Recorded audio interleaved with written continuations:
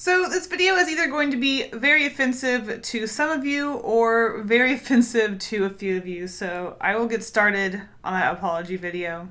In all seriousness, this video is not supposed to be offensive. I do not want to hurt anyone's feelings. It's all in good fun and for the arts. As a YouTuber with a PO box, I get a lot of amazing fan mail. So much fan mail that I have covered an entire wall in my office of amazing fan art. I love my fan mail. You guys are seriously amazing. But it just gets to the point where there's only so much fan art and fan mail that I can display on my walls. And to be honest, I've got boxes and boxes and boxes of fan art and fan mail, so I feel bad having these letters and art just sitting around in a box never to be seen again in my closet.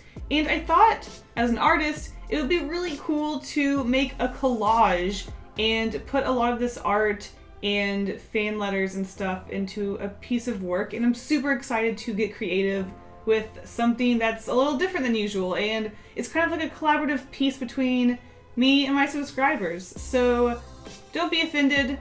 I'm really proud of this art and I think it's really fun. And thank you guys for sending me mail.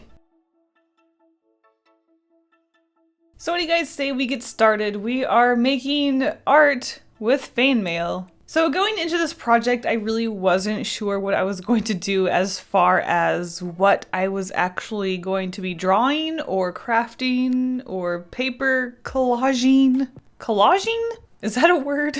I was reading some of these old letters, and obviously the gist of most of these letters is going to be me, which seems so self-centered, and I really hate that the subject of this art is going to be me, but it is what it is. There were a couple of silly letters about other subjects like my aunts or my original characters. One of them was even a recipe for a green tea cake. So I thought, am I going to make some desserts? But in the end, I decided to just be very self-centered and make a self-portrait of myself and see where we went from there. I had a very generic sketch of myself, easily drawn so that I could cut it out in paper, but I really wasn't sure what I was going to do as far as incorporating the fan mail. At this point, I was definitely planning on winging it for the most part, but once I had the sketch finished, I wanted some more tips and tricks on paper cut collage art. So before jumping right in, I went to the sponsor of this video, Skillshare. If you don't know what Skillshare is, it's an online learning community with thousands of classes to explore covering any creative skill you can think of. I have learned so many new artistic skills from character design to painting. This time I wanted to focus on putting together a collage, and I especially enjoyed Dee's digital collage cutout course, which inspired me to focus on simple shapes and fun colors that really popped. She even turned her cute shapes into a digital pattern, which is something I'm definitely going to have to check out later. Skillshare is super affordable. An annual subscription is less than $10 a month, and you can sign up with the link in the description for a 2-month free trial. I mean, at free, you might as well go out there and learn something, right? So now that I was feeling a little more inspired and educated, it was time to start cutting out some shapes. So the first thing I did was get this huge pack of patterned paper because I thought it would be really interesting to not only play with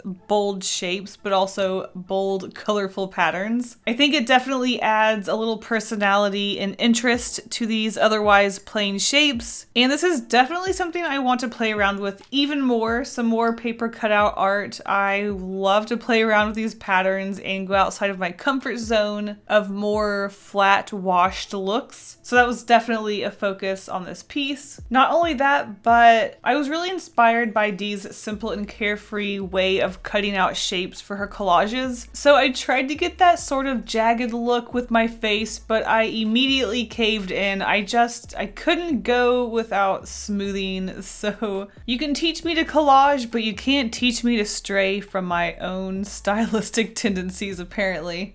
So this is where the first of the fan mail bits started to make appearances. I was going to get the white of my eyes just using a plain white piece of paper, and I went ahead and made my mouth with strips of black for the teeth. And this is when I realized, after cutting out the eyeball, I used a letter on some lined paper with a light crayon or colored pencil for the writing so that it wasn't too distracting from the white of the eyeball. To much pattern in the eyeball and it probably would have looked like I was an absolute psycho, so going with a more light handwriting look was definitely the best option. So I really like the way the eye looked, and that's when I realized I could actually use the lines of the paper itself for the teeth of my mouth. Instead of cutting out little strips of black, I took advantage of the texture that was already in the fan mail, and I was really happy with the way that looked. It's just a very subtle and easy on the eye teeth line pattern,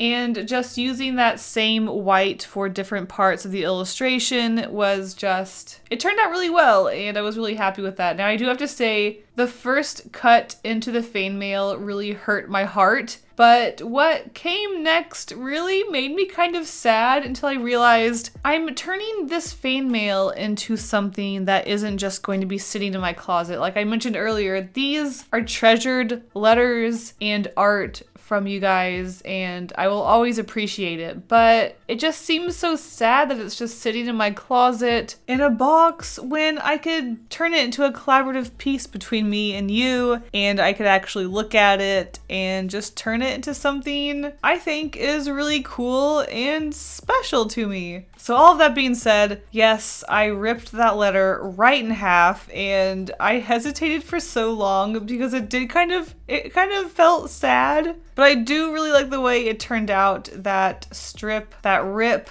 and each piece being on either side of the paper or the canvas. I just think that turned out really nice. And that was my first addition into our background. And like I said, I went into this not even knowing how I was going to arrange the fan mail, but I went ahead and glued that piece down and finished my head. I just used different browns with different patterns. I think my head turned out really nice. It was kind of looking rough at first, but as I stacked the paper in different ways, I think it really came together and was really cute. And it was at this point that I decided I was just going to have my head floating in the middle of the page with the fan mail all around me and just not even do a body or a neck or arms or anything. I felt like it was going to be too distracting from the focus of it being fan mail. And honestly, I guess I made my head a little too big once I got into adding more and more fan mail to the piece, and I ran out of room, so the body was just unnecessary and boring, and I just got really excited about adding letters and mail throughout the piece. So after I had my head complete, I wanted to put a different color behind me just because the black seemed a little dull, a little plain. And this is when I got the idea to add some more pieces that weren't just fan letters, but also fan mail that I had gotten. I did want to keep to less personal illustrations, so illustrations of me, my characters like Hatch. I was still really hesitant to use those in this collage, but I used other pieces that were bold and held a lot of colorful aspects, or even personal things like simple ant illustrations, a cactus, things that added lovely pops of color but still had personal touches from you guys. So at this point, it was definitely time to just focus on creating our piece and putting all of these little bits and pieces together. So before gluing anything down, I cut out pieces of letters, I put in art. I was basically just arranging things in ways that I found visually interesting, but also still was able to show the fan letters while still holding what they are, a letter to me, something that I can still read, but also incorporating them in an artistic way. This very much gives me a scrapbook vibe, or just a page that you would put together in middle school, or just something full of memories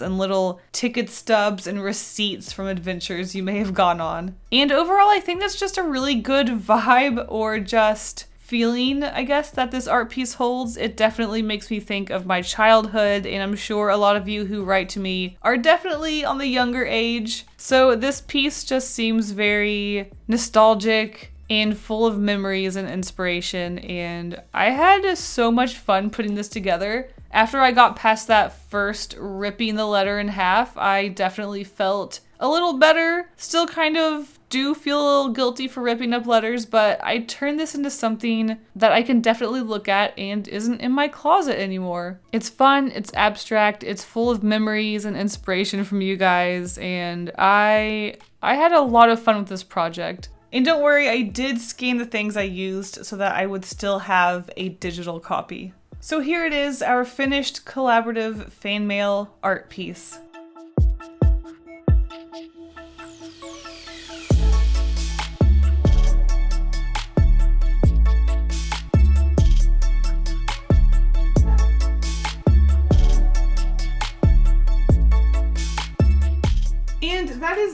for today's video.